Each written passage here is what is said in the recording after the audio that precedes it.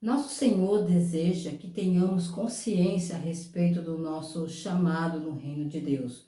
Muitas vezes, esse chamado requer fazer a sua vontade, mesmo que essa atitude coloque em risco a nossa vida. É sobre essa coragem para fazer a vontade de Deus que estudaremos nessa lição. Se voltarmos ao início, da mudança de vida de Paulo, no capítulo 9, somos lembrados do propósito de Deus para a vida de Paulo. Após a conversão de Paulo na estrada para Damasco, Jesus levou Ananias a ir até ele e orar por ele para que ele pudesse recuperar sua visão. Ao explicar esta tarefa a Ananias, Jesus disse-lhe: Porém, o Senhor vai, porque este é para mim um vaso escolhido, para levar o meu nome diante dos gentios e dos reis dos filhos de Israel. E eu lhe mostrarei quanto deve padecer pelo meu nome. Atos capítulo 9, versículo 15 e 16.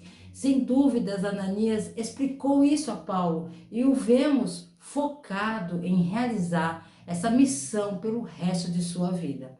A paz do Senhor, povo lindo de Deus. Para você que é novo por aqui, com a garganta inflamada, eu sou a diaconisa Tânia Anjo. Estamos estudando o quarto trimestre das lições bíblicas da editora CPAD da classe dos adultos, que tem o tema O Apóstolo Paulo, lições da vida e ministério do apóstolo dos gentios para a Igreja de Cristo. O comentarista é o pastor Elienay Cabral. Ele é conferencista, teólogo, membro da Casa de Letras Emílio Conde, comentarista de lições bíblicas da CPAD e membro administrativo da CPAD. A lição de hoje é a lição 12, nossa penúltima aula, que tem o tema A Coragem do Apóstolo Paulo diante da morte. O textual nos diz assim: E assim nós, que vivemos, estamos sempre entregues à morte, por amor de Jesus, para que a vida de Jesus se manifeste também em nossa carne mortal. Segunda carta aos Coríntios, capítulo 4, versículo 11. A verdade prática nos diz assim: o Espírito Santo nos prepara para sofrer por Jesus Cristo e suportar as angústias e aflições na obra de Deus. A leitura bíblica em classe se encontra em Atos capítulo 21, versículos 7 ao 15. Pegue papel e caneta e anote as referências que aparecerão aqui no vídeo. Se você ainda não é inscrito, se inscreva nesse canal, curta, comente, compartilhe pelo menos com mais uma pessoa no grupo do WhatsApp, do seu Facebook, que você estará ajudando a esse canal a levar o ensino da palavra de Deus, ok? Então vamos lá. Tópico 1: a consciência de Paulo quanto a padecer por Jesus.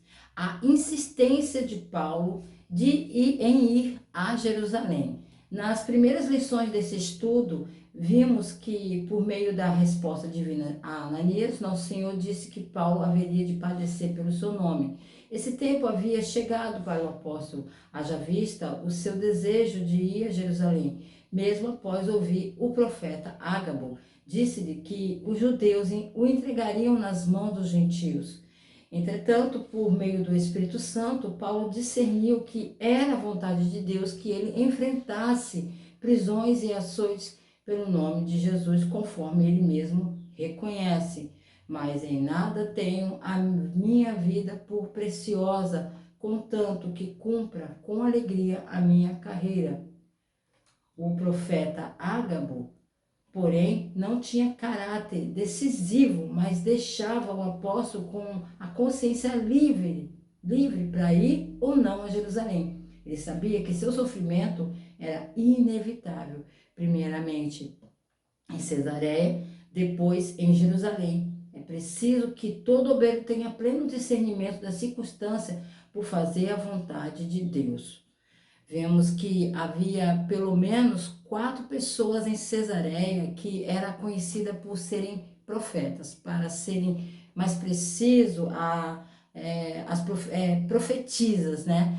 Essas são as 4 filhas solteiras de Filipe. Mas quando Deus falou, ele o fez através de Ágabo, um profeta que desceu cerca de 60 milhas de Jerusalém até Cesareia para visitar Paulo e informá-lo uma visão que ele tinha visto.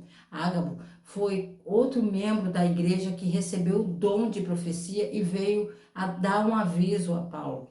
Ágabo falou da visão dada pelo Espírito Santo tomando o cinto de Paulo, cinto amarrado, ele amarra nas suas próprias mãos e pés. Então ele diz que o Espírito Santo tinha dito que da mesma forma os judeus em Jerusalém o faria amarrando e entregue às mãos dos gentios. Essa forma de ilustrar a profecia agindo era comum no início da igreja. Ágabo sabia que as condições na Judéia estavam maduras para que esse cenário desenrolasse, pois os líderes judeus estavam interessados em esmagar essa nova religião que ameaçava seu lugar de poder e prestígio. Ao ouvir essa visão, os irmãos em Cesareia aconselhavam Paulo a não se aventurar em Jerusalém, onde esse destino o aguardava. Certamente uma mudança de curso parecia uma decisão sábia. Afinal, por que o apóstolo deveria se expor a tal armadilha? Ágabo tinha recebido uma visão do Espírito e viajou uma longa distância para alertar Paulo do perigo. Paulo conclui que o sofrimento não está aqui nem lá. Em outras palavras, ele vai completar a sua missão, não importa o custo. O interessante também, irmãos, é observar nessa passagem, é que Ágabo, ele se deslocou de uma distância tão grande para entregar uma profecia. E hoje as pessoas ficam somente pelos celulares, não é? Então é bem diferente do que realmente Deus quer de um profeta, de uma pessoa, é que estejam próximos um dos outros, não só para estar ali entregando algo da parte de Deus, mas também no complemento de orientação para ajudá-los ali numa situação difícil. Precisamos mais desse tipo de profeta hoje em dia, não acha? De Mileto para Tiro. Paulo tomou uma embarcação que ia de Mileto para Tiro. E sua despedida em Mileto foi muito especial. O apóstolo decidiu em seu coração que deveria ouvir a voz do Espírito Santo e partir.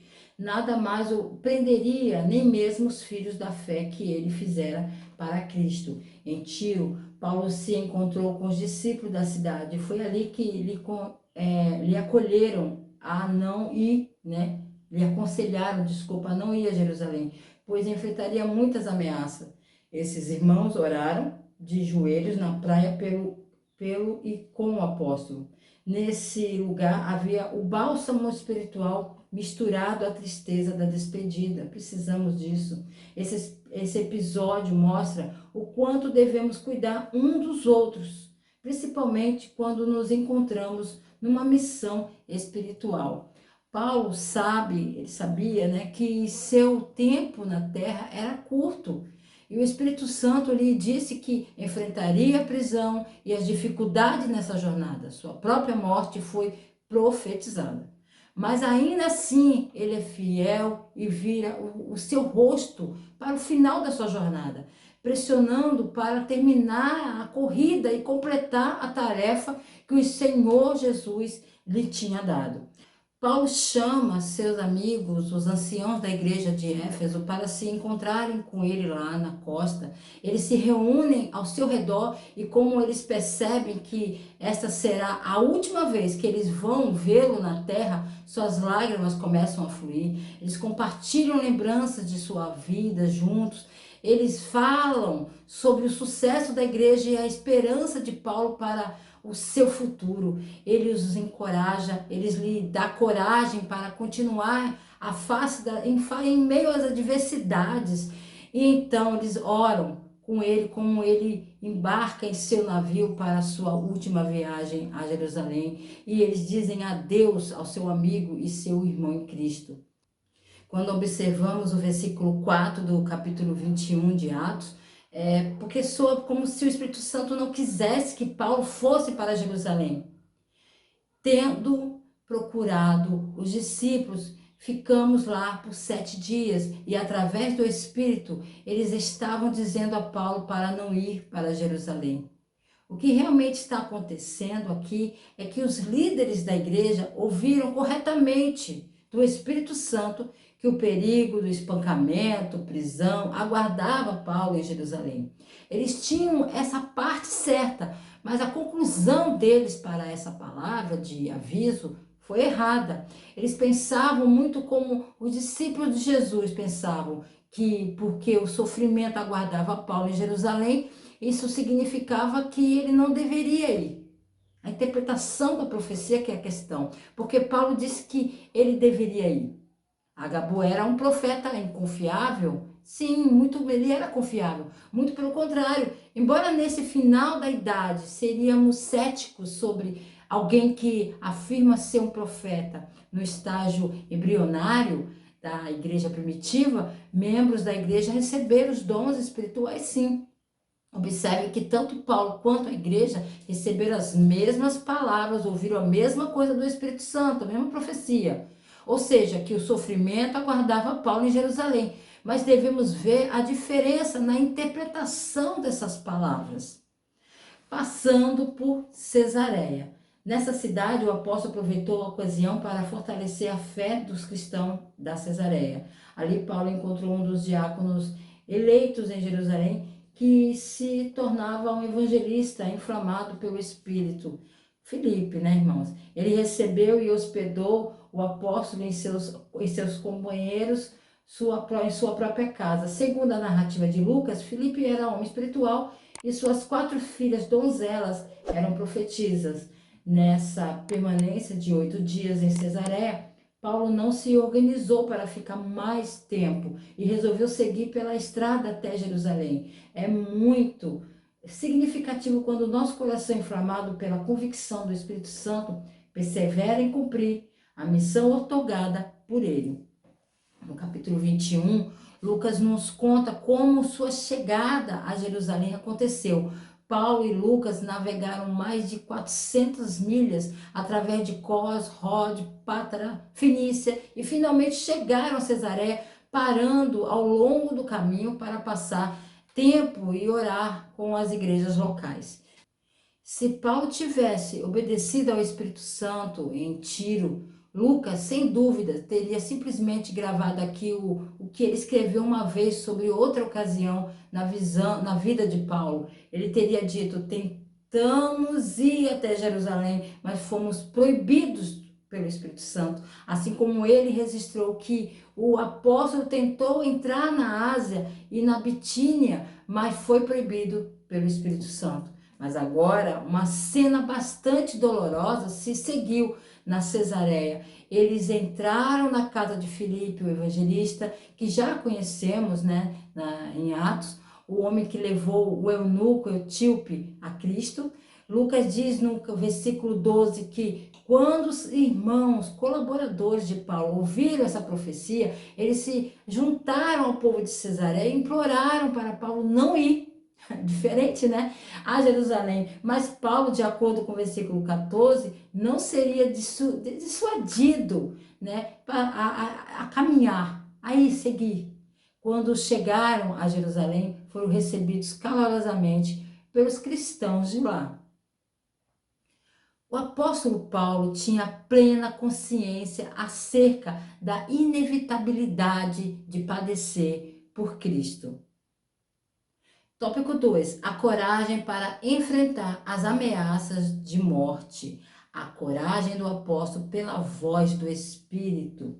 Depois de ouvir a mensagem profética acerca do risco de morte que enfrentaria em Jerusalém, Paulo procurou ouvir a voz do Espírito ao seu coração. Isso deu-lhe uma certeza profunda de ir até o fim em seu ministério e, consequentemente, enfrentar qualquer ameaça. Note que a coragem do apóstolo Paulo não se baseava em si mesmo, mas no Espírito Santo.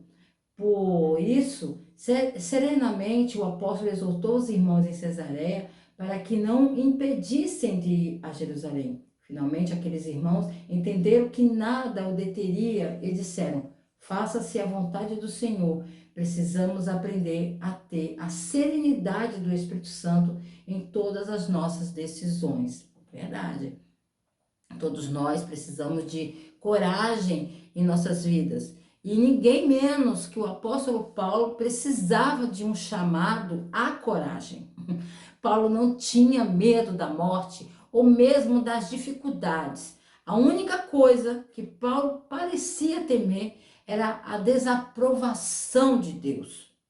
E aí é por isso que Paulo e os outros viraram seu mundo do primeiro século de cabeça para baixo. Mas mesmo Paulo teve momentos de desânimos e aprendemos com Paulo que coragem não é necessariamente sucesso em todos os esforços, mas apenas a capacidade de continuar. A vontade de se levantar e continuar fazendo o que você sabe que está certo, apesar das adversidades que você enfrenta. A chegada em Jerusalém. Paulo foi para Jerusalém acompanhado por alguns discípulos de Cesareia. Sua recepção em Jerusalém foi feita de muito boa vontade pelos irmãos da igreja. A notícia de sua chegada rapidamente se espalharia pela cidade. A ocasião era festiva e Jerusalém estava recebendo judeus de todas as partes do Império Romano para a tradicional festa de Pentecostes. Paulo foi afastado do curso que Deus havia nomeado para ele, um caminho que levou a Jerusalém, de Jerusalém a Roma. Manson, eu acho que é assim que se pronuncia, um discípulo cipriano de longa data, colocou a festa de Paulo em sua casa, seja em Jerusalém, como parece, o mais provável, no caminho para lá. Paulo e os outros receberam uma calorosa recepção. Paulo se depara com os seus oponentes judeus. No dia seguinte, em Jerusalém, na chegada de Jerusalém, Paulo encontrou com os irmãos e Timóteo, o irmão do Senhor, um dos principais líderes da igreja de Jerusalém. Ali todos ouviram do apóstolo o que Deus estava fazendo na vida dos gentios, glorificaram a Deus pelas maravilhas que ele havia feito por intermédio do seu servo. Entretanto, os irmãos da igreja em Jerusalém não deixaram de mencionar a Paulo a acusação dos judeus que havia recebido o evangelho, mas estava preso ao judaísmo.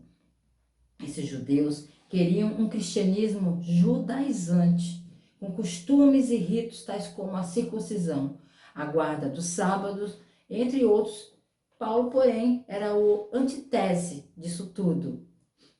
Então, a gente vê que no dia seguinte, eles pediram para se encontrar com Tiago, irmão de Jesus, o principal líder, né, da igreja de Jerusalém, e os outros anciãos naquela área. O versículo 19 explica que Paulo lhes deu um relatório completo de sua jornada mais recente e todos eles celebraram o que Deus estava fazendo. Sem dúvida, ao mesmo tempo, Paulo deu-lhes a oferta que foi coletada, mas sua resposta não foi exatamente o que ele esperava. Os líderes locais temiam que, aceitando esta oferta, corria o risco de se criar um conflito entre si e os judeus mais tradicionais. Havia um crescente senso de nacionalismo entre os judeus naquele momento e um grupo crescente de crentes críticos na igreja. Então, Tiago e os outros anciões responderam ao relatório de Paulo com louvor, mas então eles recomendaram que Paulo fizesse uma demonstração pública a respeito dos judeus. A coragem do apóstolo Paulo para enfrentar a morte tinha como fonte o Espírito Santo. Tópico 3, acusações e a prisão de Paulo no templo. As acusações mentirosas contra Paulo. As acusações contra Paulo eram as seguintes, que ensinava que os judeus, entre os gentios, deviam se apartar da lei de Moisés, eles não deveriam circuncidar os filhos, nem andar segundo a lei de Moisés. Os judeus oponentes de Paulo torciam suas palavras e incitavam o povo a rejeitá-lo. Não obstante, Tiago e os anciões da igreja fizeram a seguinte sugestão a Paulo: levar 4 homens que fizeram voto de Nazireu, pagar as despesas deles, raspar a própria cabeça como demonstração de que praticava a lei. Ainda que isso de nada servisse para Deus, o apóstolo passou pelo ritual de purificação com os nazireus e a fim de entrar no templo. Ora, todo seguidor de Cristo deve estar pronto contra as falsas acusações do oponente da fé, quer os de fora, quer os de dentro. Mas a acusação foi totalmente falsa, né? Paulo nunca ensinou um judeu a abandonar a lei de Moisés ou não circuncidar os seus filhos. O que ele ensinou fortemente foi que os gentios não devem ser sujeitos a essas disposições judaicas. Ele totalmente não permitia que eles se enquadrassem na lei judaica e insistiu que eles não tinham que seguir nenhuma dessas disposições judaicas. Mas ele não deixou de lado o ritual para os judeus. Em vez disso, ele apontou para eles que tudo isso era simbólico, era tudo uma imagem e que tudo apontava para Cristo. Os rituais que estavam sendo realizados e os sacrifícios que ofereciam estavam todos contando a eles de Jesus em tempos incertos. A vinda de Jesus tinha se cumprido e preenchido o quadro que os sacrifícios do Antigo Testamento haviam desenhado. Assim, no próprio processo de realizá-los, os judeus estavam simplesmente recontando da vinda do Senhor Jesus. Essas observâncias eram muito parecidas com a mesa do Senhor que é para nós hoje. A prisão do apóstolo e o enfrentamento contra seus algozes. A maioria dos judeus da Ásia que veio para a festa de Pentecostes, ao ver Paulo no templo, começou a alvoroçar todo o povo, lançando mão ao apóstolo, acusando-o de inimigo de Moisés e profanador do templo. Os homens que ouviram esses incitadores agarraram o apóstolo e arrastaram para fora do templo, fechando suas portas. Essa gente começou a pedir o linchamento ou apedrejamento, né, de Paulo. E essa notícia chegou ao comandante chamado Cláudio Lísias.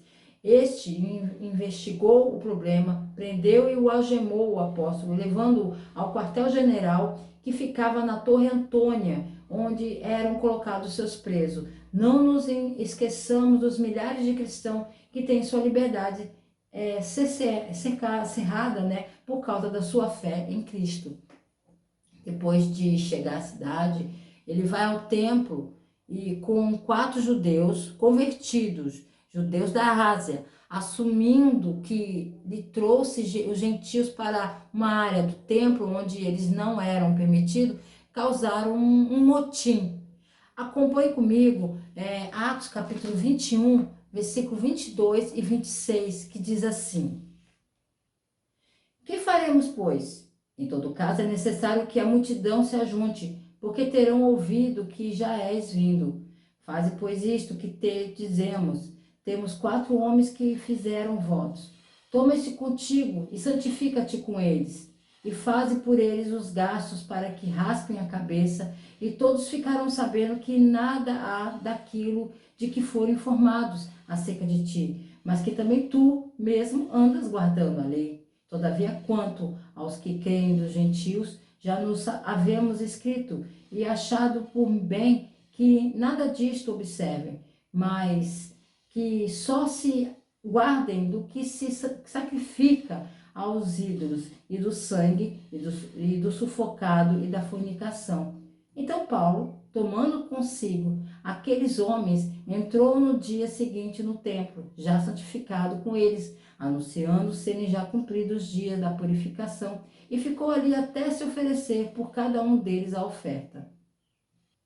Apesar do Conselho de Jerusalém ter sido feito há muitos anos, muitos judeus ainda tinham um problema com o ministério de Paulo e não confiavam nele. Então, Tiago e os outros anciões sugeriram que Paulo pagasse por 4 homens que estavam cumprindo seus votos naziristas como uma demonstração pública de solidariedade com a igreja judaica. Na verdade, eles estavam dizendo a Paulo assim, é mais ou menos isso: podemos aceitar esses presentes da igreja, a oferta, nos identificar abertamente com sua missão gentia, se você se juntar a esses 4 homens, identificar-se abertamente como uma nação. Como eles viram, eles estavam fornecendo a Paulo uma maneira de se proteger contra as acusações caluniosas, flutuando sobre o qual ele estava ensinando os judeus e apostatar, né, do judaísmo. Aqui Paulo estava seguindo sua própria prática anunciada. Ele disse que quando estava com os judeus, tornava-se um judeu. Quando ele estava com os gentios, ele tornava-se um gentil. E quando ele estava com os fracos, ele limitou-se a ser fraco.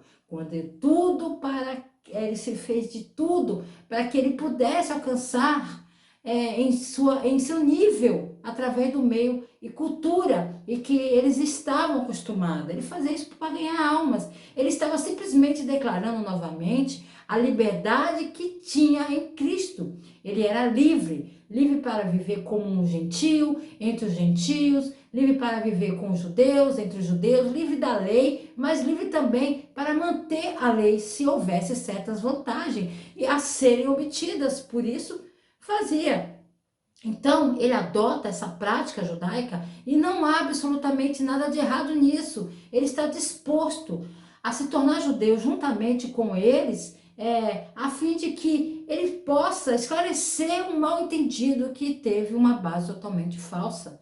É interessante que ao ler o relato que se segue o problema que ele encontrou em Jerusalém, você pode ver que nem um pouco disso foi uma consequência de suas práticas judaicas. O problema que eclodiu deve-se simplesmente à sua presença em Jerusalém, onde ele não tinha nada a ver. Tropas romanas logo chegaram para prendê-lo, o que salvar dele de uma morte certa. Paulo logo é encontrado para fora, é colocado para fora, e os soldados o pegam, e que alguém descobre o plano de morte contra ele, né? O governador romano Félix ouvir o caso de Paulo, feito pelos judeus, e é em Cesareia que o governador Félix reside, onde o julgamento contra o apóstolo pode ser ouvido. Então Félix acredita que ele é inocente e o mantém preso por mais de 2 anos, na esperança de que alguém ofereça um suborno para libertá-lo, né? Paulo é eventualmente enviado a Roma de navio a fim de ter com César. E quando chegou o dia, desencadeou um intenso debate teológico entre os saduceus e os fariseus. Um grupo de mais de 40 homens jejuou, ficaram sem comer se não matasse Paulo. Alguns judeus se uniram declarando que não comeriam nem beberiam até que tivesse matado ele, Paulo, e havia mais de 40 que tinham feito essa conspiração. Paulo dialoga com Lísias. No diálogo com Lísias, Paulo fala em um grego polido, e o comandante então descobriu que o apóstolo não era o sicário egípcio procurado nas regiões do império. Esse egípcio levantara uma sedição contra o imperador tempos atrás. Como Paulo se declarou cidadão romano, Lísias não mais o confundiu com o sicário e mudou a forma de tratamento com o apóstolo. Mesmo ferido pelos açoites, manchado com o próprio sangue, mas estimulado pelo sentimento de martírio pelo seu Senhor, o apóstolo não perdeu a oportunidade de usar sua defesa para proclamar o evangelho. Versículo 40. Eis a razão de o apóstolo padecer pelo nome de Jesus, proclamar o evangelho para as pessoas que o odiassem. Às vezes somos provados por Deus e percebemos que sua vontade para que o evangelho seja anunciado por meio de nós, ao enfermos nos hospitais, ao preso numa penitenciária, ao viciado numa cracolândia, ou em qualquer outra circunstância desconfortável que ele nos colocar. Estejamos atentos para o caminho que o Espírito Santo quer nos levar. Temos que observar isso, as oportunidades que surgem para que nós possamos pregar o evangelho. Aqui é um panorama da situação. né? Milhões de judeus invadiram Jerusalém pela Páscoa, né? Uma multidão furiosa estava gritando: acaba com ele, né? O que está passando pela cabeça de Paulo? Esperando a execução, ele quer uma última palavra com o povo. A revolta envolvendo 4.000 assassinos fala do ambiente tenso em Jerusalém. Paulo esclarece e implora para falar com a multidão. Com permissão, ele se vira e nos degraus e começa a dirigir a eles em hebraico e aramaico. Então você pode imaginar a cena. Paulo sabe que não terá muito tempo para falar. Então o que ele vai dizer? Estevão desenvolveu a história da Redentora, com foco de Abraão, Moisés e Davi, antes de morrer. Pedro resumiu o ministério e a morte substitutiva de Jesus, chamando as pessoas dentro da casa de Cornélio para se arrependerem e acreditar em Cristo. Em Antioquia da Pisídia, Paulo, ele resumiu a história do Antigo Testamento e a realização profética de Cristo. Em vez disso, Paulo compartilhou o seu testemunho. A preocupação, gente, de Paulo com o povo que momentos antes gritava por sua morte é profundamente condenatória. Ele parece ter tido enormes oportunidades de compartilhar sua fé, ou seja, templos, mercado, Areópagos, Éfeso, vários lugares por onde ele passou, mas começou com um fardo esmagador para os perdidos. Um testemunho eficaz começa no coração. Paulo estava acorrentado aos soldados de cada lado, segurado, inchado pelo espancamento, sangue manchando suas roupas. Uma tensão dolorosa foi ouvir, né? Ele estava exausto, né? E aquela adrenalina pura. Não havia nada que ele pudesse fazer para escapar. Todos devem ter pensado que ele estava prestes a retratar tudo e totalmente assim, em estado de humilhação. Paulo tinha sido humilhado, mas não era com eles como ele esperava. Os oponentes de Paulo possivelmente falavam grego, já que muitos não eram treinados em hebraico e aramaico. Seu uso de hebraico e aramaico provou o seu treinamento e corre aquele silêncio. Ele explicou como recebeu uma forte educação com Gamaliel e dos rabinos. Ele entendeu seu zelo pela lei, mesmo que ele não compartilhasse mais sua posição. Na verdade, ninguém era mais zeloso do que Paulo em perseguir o caminho. No final, Paulo considerou essas credenciais lixo. O que costumava defini-lo tornou-se inútil. A confissão de Paulo o trouxe em conexão com mais pessoas do que ele desejava experimentar. A convenção milagrosa, considerando a força de seu passado e credenciais, Paulo teria sido a última pessoa que alguém esperava ser mudado. Seu compromisso com sua herança judaica era tão forte como sempre foi, e ele não era alguém que vivia à margem do judaísmo, ele era o rosto do judaísmo em Jerusalém. Os olhos de Paulo foram abertos física e espiritualmente quando ele conheceu o Senhor na estrada para Damasco. O testemunho de Paulo carregava fortes implicações que a multidão estava plenamente ciente. Quando Paulo disse que era zeloso como eles sabiam que era um aviso de que eles se opunham a Deus. Quando perseguiram, enquanto perseguia os outros, perseguiam Jesus Cristo. E o julgamento deles certamente viria se eles se recusassem a se arrepender. Mas também há uma esperança anexada. Se Deus pudesse transformar Paulo, ele poderia transformá-los também. Nenhum de nós tem o testemunho de Paulo, mas todos nós devemos ter um testemunho que envolva um encontro pessoal com o Senhor.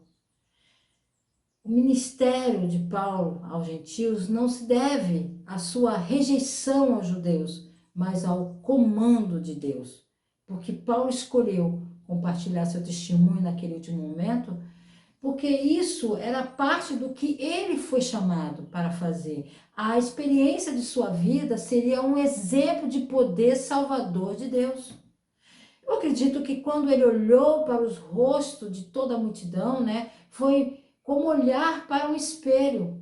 Ele viu uma multidão de Saulos olhando para trás. Em sua raiva, ele viu sua própria raiva que o levou a atos hediondos de perseguição. As acusações mentirosas contra Paulo implicaram na sua prisão. Conclusão na revista. A atitude de sofrer pelo nome de Jesus tem sido abandonada nos tempos modernos. A visão de Paulo tinha da missão evangelizadora o fazia enfrentar toda e qualquer oposição e sofrimento. O apóstolo podia dizer, porque a nossa leve e momentânea tribulação produz para nós um peso eterno de glória, muito excelente.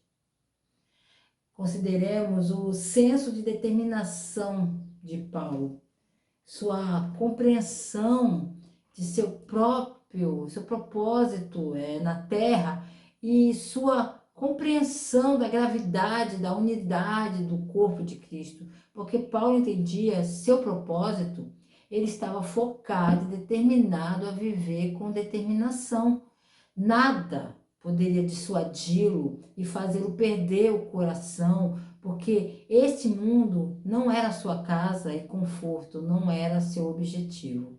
E por causa de sua compreensão sobre a importância da unidade dentro do corpo de Cristo, ele estava disposto a humilhar-se.